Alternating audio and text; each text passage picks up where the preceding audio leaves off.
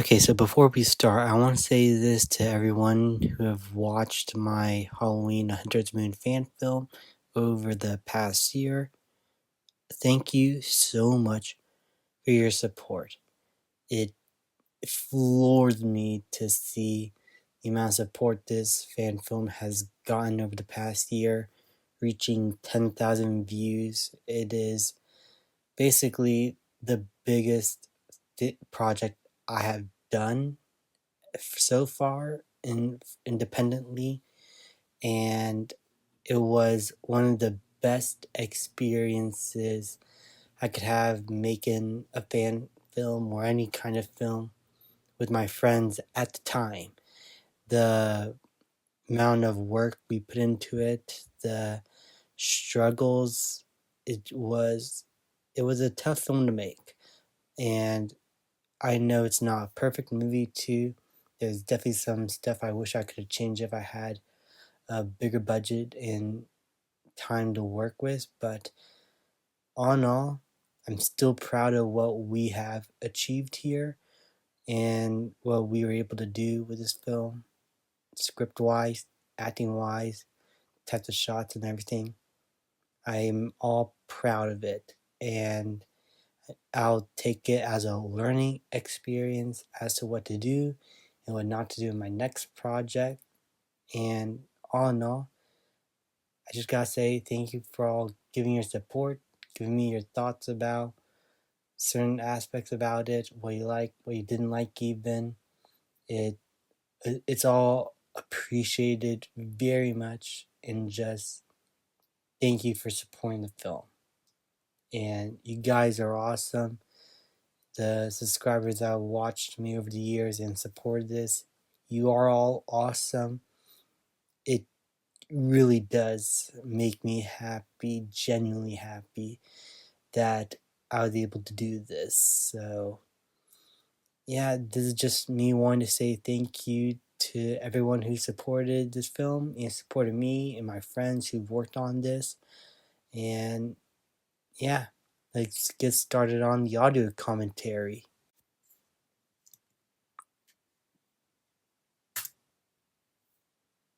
And here is my intro to the film. This is just the intro to every single one of my videos, just without the music. And this is the first shot. This is during the day. Thing about this shoot right here, it was we try to make it as quick as possible to make sure we save as much daytime as possible, but we couldn't. So there's a bit of inconsistency with the time of day. And so, yeah, we had to shoot quite a bit indoors and make sure we get some good orange lighting in there too to have the Halloween theme go around. And throughout the film, I try to add in a lot of oranges and a lot of yellows and a lot of neon dark lights like purples or dark reds. The lighting to showcase how we start off like kind of calm with like minimal like orange lights like here, or browns, something simple. Then we transition to much darker colors. In this scene, we transition to a setup of a horror scene where my character, who is supposed to go to this party with friends tomorrow, is noticing something going around. This is the only time I'm ever in the film, as I am not confident in my acting abilities. But I did the best of what I've written for myself. And this is one of my favorite edits in the film.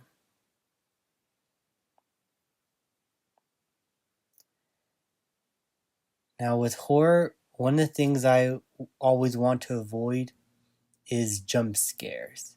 Or if I have to do a jump scare, I want it to be a payoff that is really felt, which in this case, it's not just a hand on your shoulder or a fake jump scare or a loud noise.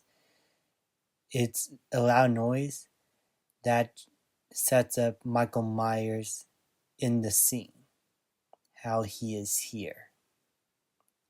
And so we see him further attack me, stab me. And like with the original Halloween, the attempt to portray Michael Myers here, who here is played by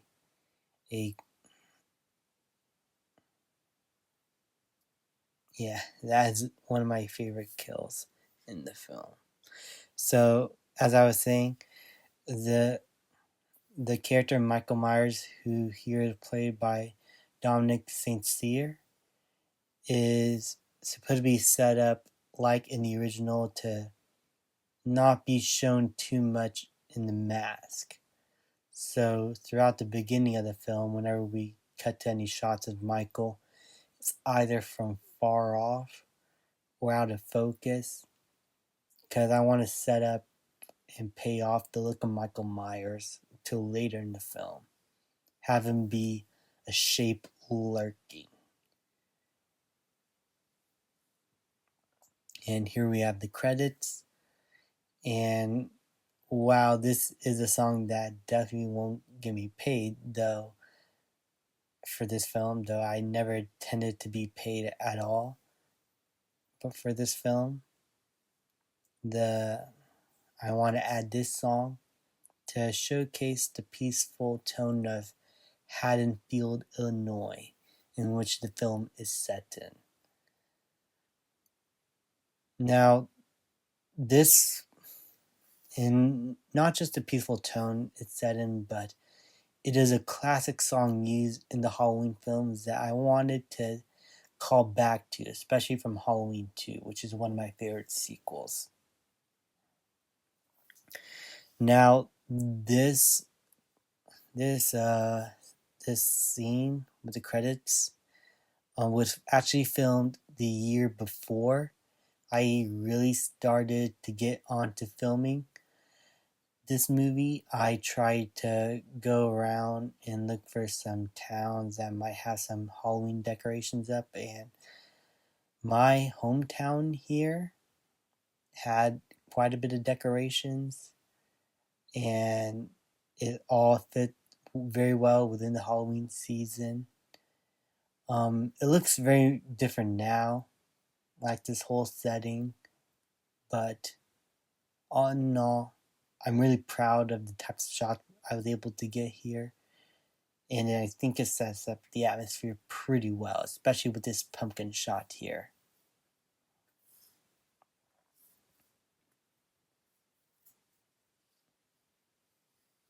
October 31st.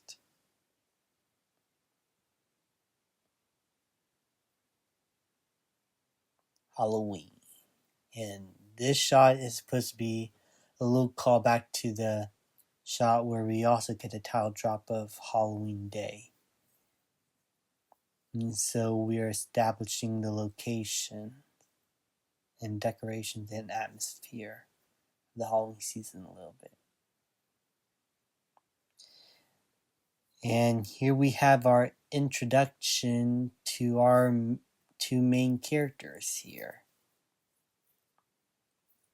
The best part about getting these two friends of mine here is that they're actually in a relationship in real life, so the chemistry and acting, I think, felt very natural from these two, especially from Yanet here, who I think is really fantastic here, and I think does a great job at portraying a nervous, calm, beautiful girl that wants to be with friends around Halloween, though is in a bit of a personal struggle with her boyfriend in this scenario. So we are setting up all this as we are getting this phone call on what they're planning to do for Halloween. And we get a bit of nervousness from this character. Now, here, the reason why he pretends is because he's trying to make it seem like he is prepared for the party, though he definitely isn't.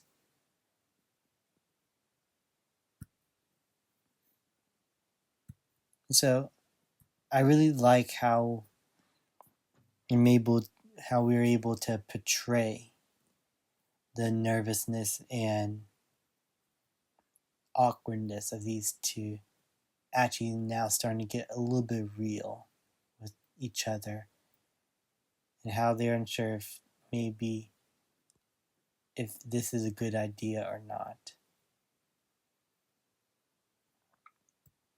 But you could tell that they still definitely care for one another. The intent is to keep the mystery of what's going on between them a little bit of a secret until later in the film, to get that emotional punch, to have really let their heart out of what's happening. Now, this scene was a bit of fun to do, as you can see that I was definitely not in makeup. In the previous scene, I had a bit of a mask on.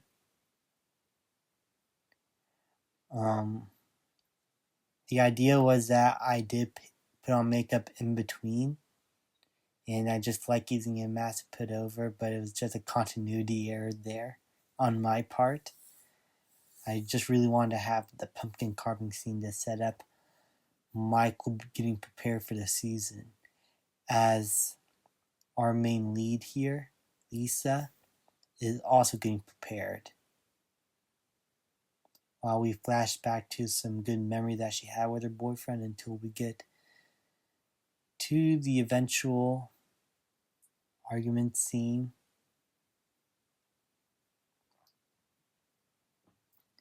I'm really proud of the way these shots turned out.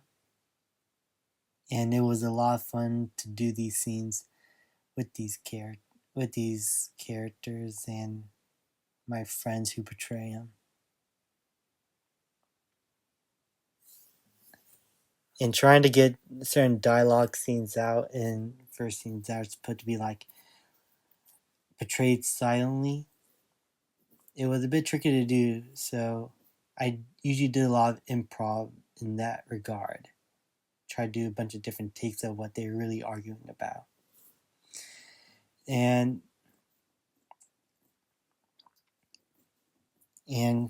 this scene is also another one of my favorites that I really enjoyed doing.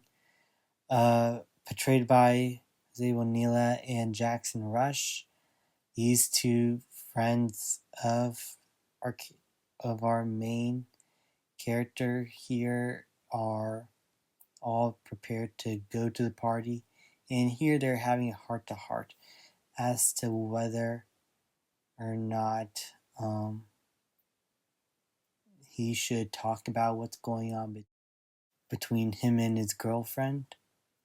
So they're trying to figure things out, trying to be bros with one another. The point of the scene is to build the friendship up between these characters, to build up how they know each other, how they care for one another. This scene, though, with my two friends here, we had to do it really quick before we lose sunlight, and while a little bit of sunlight was lost, it wasn't too drastic, thankfully. So we're able to get that scene done despite a few hiccups. You could check out the blooper reel for that. Now, this scene with the trick-or-treaters is my personal favorite. I love having the Halloween atmosphere all around, and having the trick-or-treaters help make the holiday feel authentic in the film. I had to cut around certain elements because the person who portrays Michael walking around here is actually my friend Jackson Rush, who plays a different character in the film. As in the previous scene, he played one of the front characters, and he was originally going to be Michael Myers, but we thought at one point later on in the film, or at least I thought, that Dominic Sincere had the perfect build and look for Michael, and he fits the mask better, at least better than Jose here, whose mask is like chewing on his face. And here we have Lisa now in the picture with Jack. They're all a bit uneasy until Dominic, my other friend Dominic, Dominic Mustafa, who portrays the person who's in charge of this entire brigade. He's like the Richie Tozer of this group of friends. He has like a big personality, and I love how that contrasts with everyone else. Now, this scene was never in the script. With Jackson Rush, we had to change some stuff around due to scheduling conflicts, and this was the only time we were able to get him for any sort of shoot, so he wasn't able to make it to the actual party scene, so we had to film something different, which was actually a blessing in disguise, because not only does it set up some pretty good horror and some pretty good shots, if I do say so myself. I'm really proud of the way we were able to shoot this scene, but not just that, we're able to add in a plotted reason as to how Michael was able to get to the party, and talk about that in just real quick. But talking about horror, this is where you could have like a jump scare in any sort of film, like any sort of horror film that have like a hand in the shoulder setting up the killer. Here, we actually pay off and see the killer kill his victim. And due to budgetary reasons and creative reasons, I felt it will be a bit scarier to see the action from far away instead of getting the close kill. And it also was able to help set up Michael not being shown too much, as we sort of get an idea of what he looks like, but not like a full picture. He was covered in the shadows and still seen from afar and behind. And now he has a car to be able to go to the party, which wasn't in the script, and that is bad script writing on my part, but I felt like changing the script around and being able to do this to kill off Jackson's character early, I think worked out very well for the story. It was able to set things up very well and transition us to this next scene perfectly.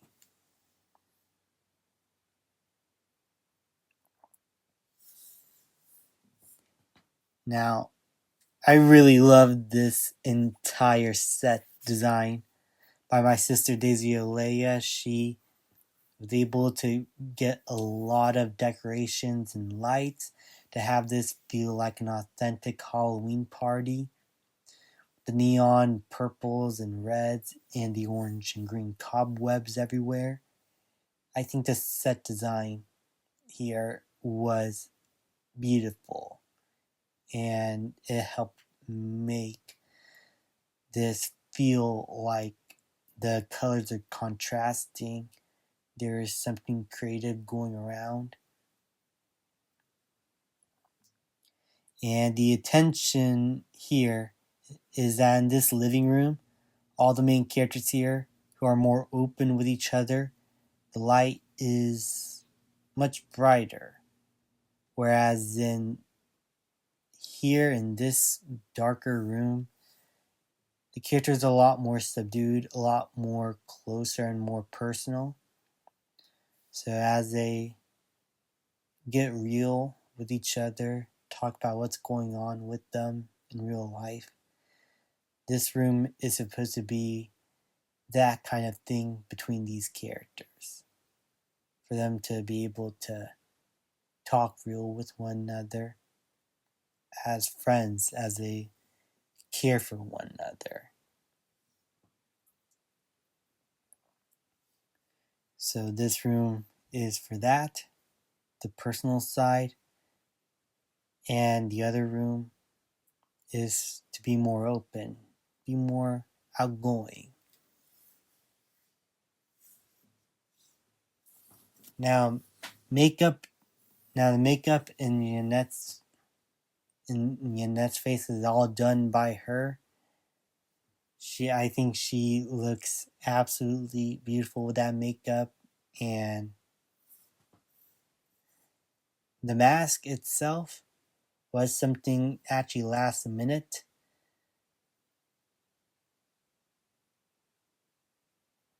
And here we got our montage here. And we got characters watching black and white version of The Nightmare on Elm Street, partying along, drinking alcohol. We never actually drink alcohol. Really. It was just something that is not supposed to happen. Okay, maybe a little bit. I don't know. It was a wild shoot here. We shot all of this in one day and one night. And we got our characters fooling around here. I really had a lot of fun shooting all these moments, getting the chemistry and banter with these characters going, and have us understand them and feel like they are a big friend group that care for one another.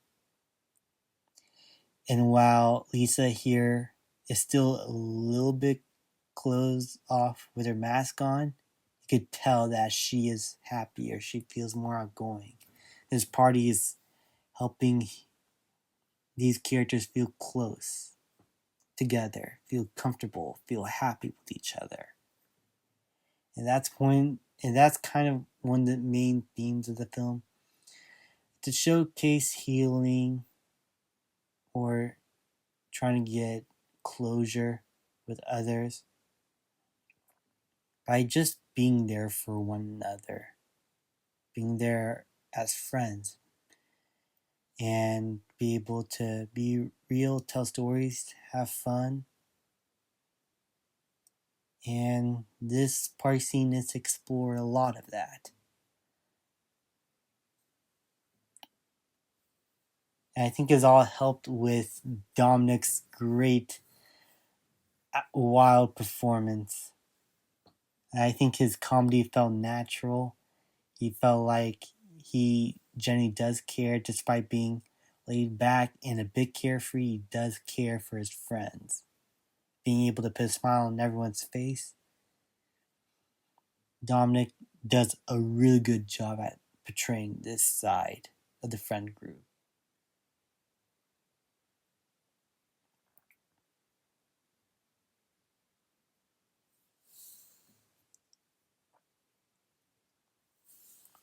Now, this is where shit hits the fan.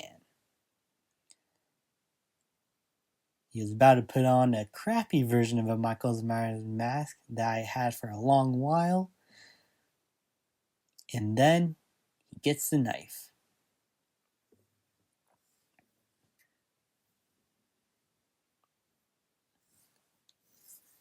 Daisy, my sister, Daisy was not just the set designer, she was the makeup person and does a lot of the blood effects and cut effects herself. And she does a fantastic job. We're able to edit around the makeup to have it feel like everything is happening is actually happening.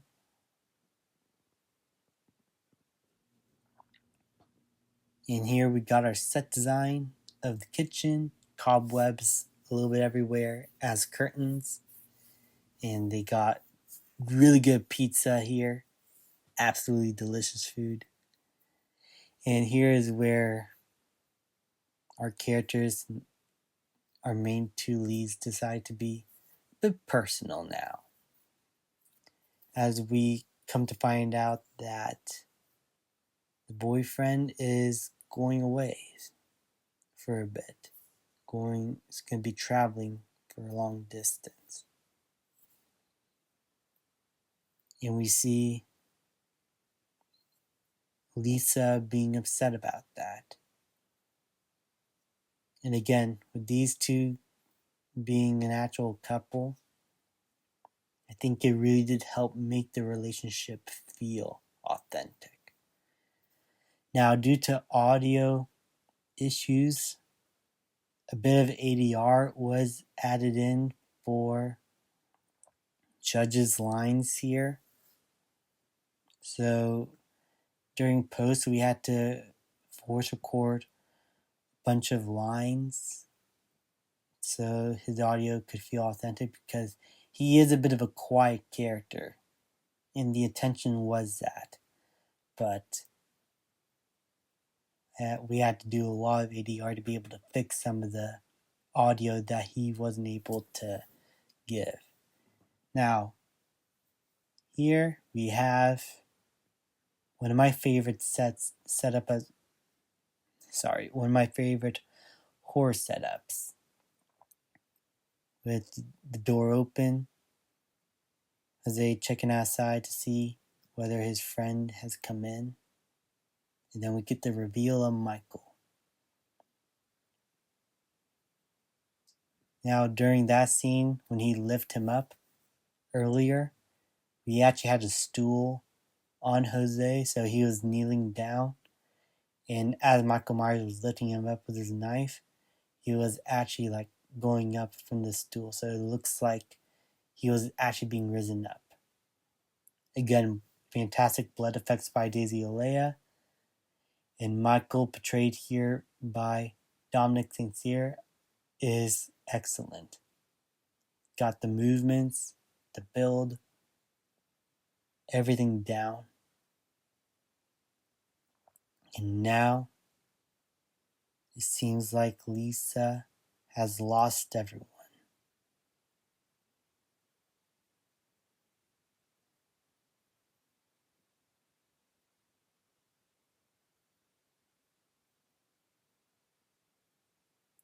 Michael here is a bit weird, right? Because he could go for the kill,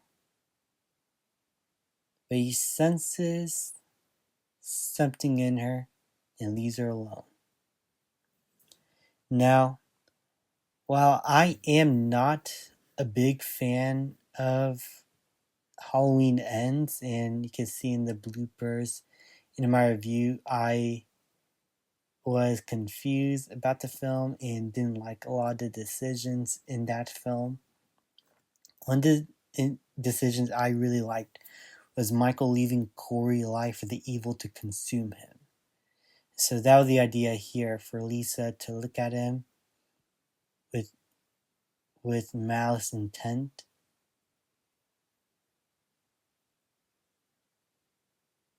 And here we end off the movie with all the decorations, with all the characters dead, and Michael in slow motion walking through the neighborhood.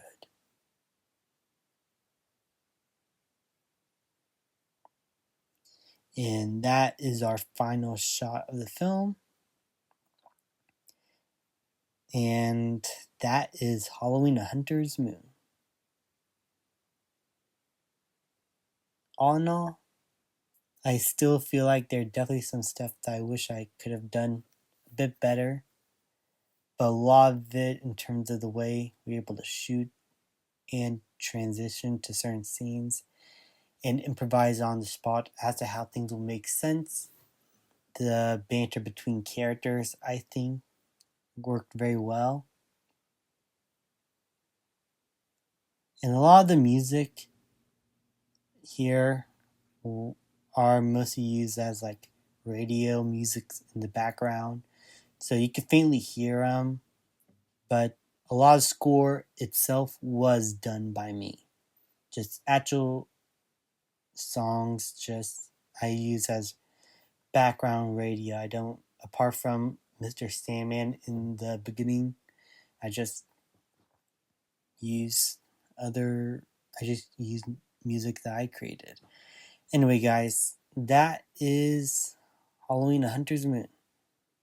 I hope you enjoyed this audio commentary and give me an idea what it was like behind the scenes to make this film.